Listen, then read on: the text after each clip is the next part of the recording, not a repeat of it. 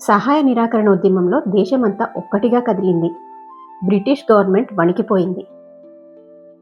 మరొక సంవత్సరంలో స్వాతంత్ర్యం సిద్ధించే పరిస్థితి ఉన్నప్పుడు ఒక చిన్న గ్రామంలో జరిగిన ఘటన ఇంత పెద్ద ఉద్యమాన్ని ఆపేసిందని మీకు తెలుసా? 1922లో సహాయ నిరాకరణ ఉద్యమం ఊపుగా సాగుతోంది. దేశంలో ఎవరి నోట విన్నా స్వరాజ్యం నా హక్కు అనే మాటే.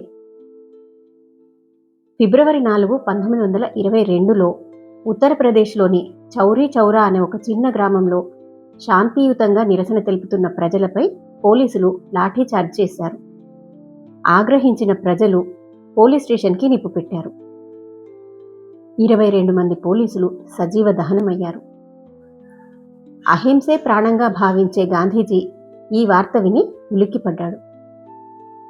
ఉద్యమంలో హింసకు చోటు లేదంటూ పీక్స్లో ఉన్న ఉద్యమాన్ని ఒక్కసారిగా ఆపేస్తున్నట్టుగా ప్రకటించాడు. ఈ నిర్ణయంతో భారతీయులందరూ నివ్వెరపోయారు.